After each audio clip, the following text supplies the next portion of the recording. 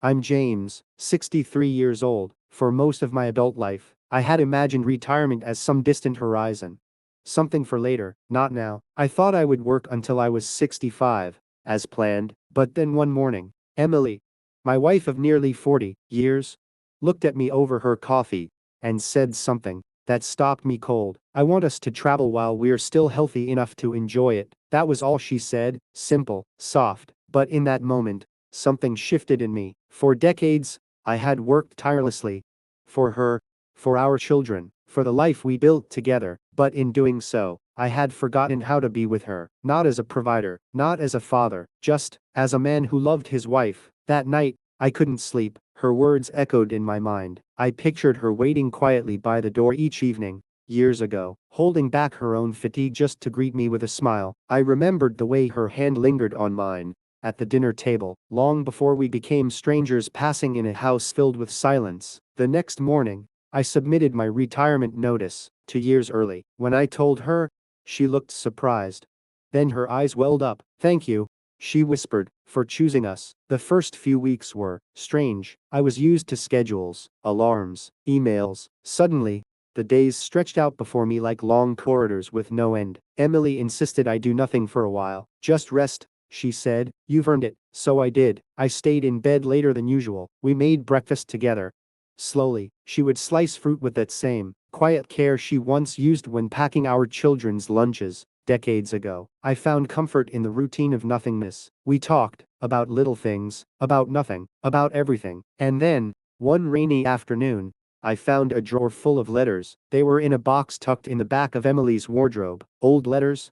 Some she had written, some I had, birthday cards, apologies, dreams. One, in particular, stopped me. It was dated 30 years ago. "Dear James, I miss us. I miss the man who used to take my hand in public, who used to whisper things to make me blush. I know you're working hard, and I'm proud of you, but sometimes I wonder, do you still see me the way you used to? Do you still want me?" I sat there for a long time. I don't remember ever reading that letter. Maybe she never gave it to me. Maybe she was afraid. Or maybe I was just too blind to notice. That evening, I told her I found the letters. Emily didn't seem embarrassed. She just said, "I used to write things I couldn't say aloud, but I never stopped loving you, James." I took her hand and brought it to my lips. "I'm sorry," I whispered, "for every moment I was absent.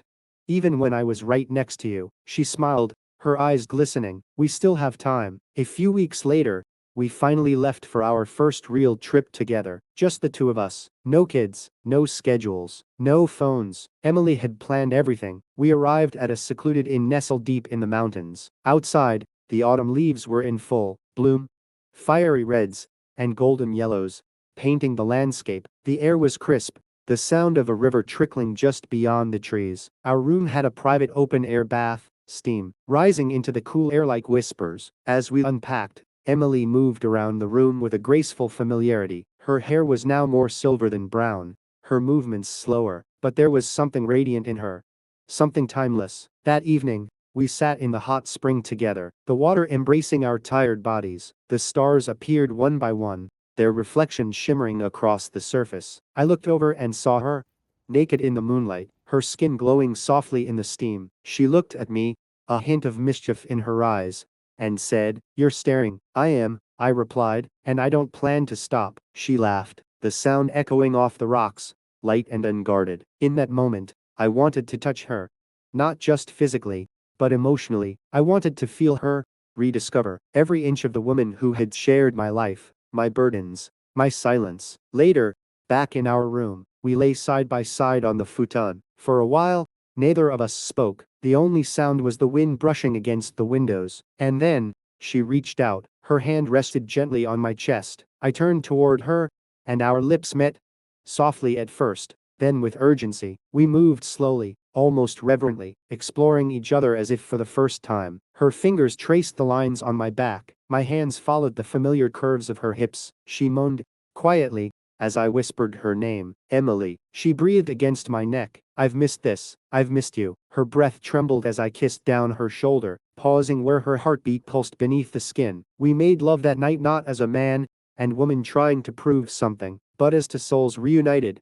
free from the burdens of time. There was no rush, no pressure, just heat and tenderness, the way her body responded to my touch, the way she whispered my name. It all felt like coming home. When we finally lay still, tangled in the quiet, she rested her head against my chest and whispered, "Thank you for still wanting me." I held her tighter and said, "I never stopped." The next morning, I woke to find her still asleep beside me, her silver hair fanned across the pillow. The room was filled with a soft morning light, casting gentle shadows on her face. I studied her, the tiny lines around her eyes, the way her lips curved even in sleep. It hit me then.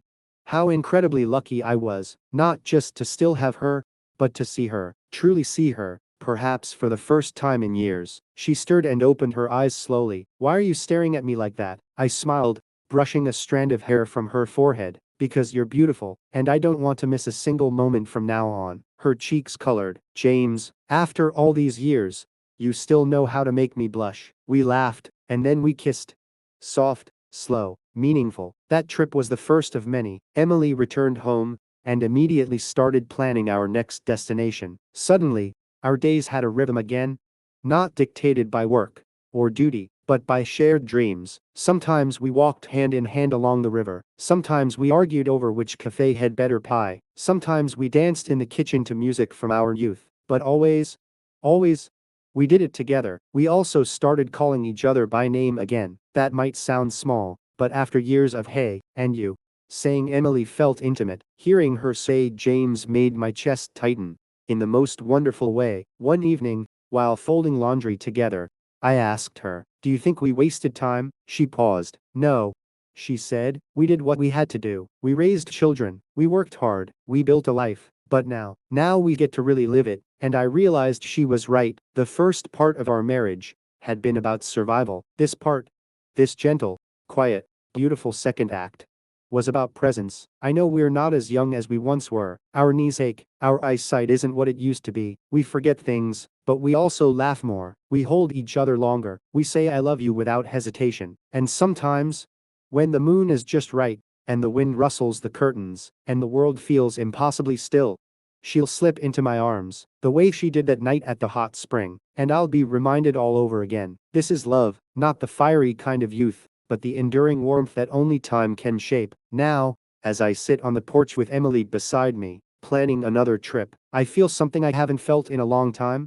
Excitement, for the unknown, for the path ahead, for the life we still get to create. If I'm lucky, I'll get 20 more years like this, maybe not all of them perfect, but all of them with her, and that, my friend, is more than enough.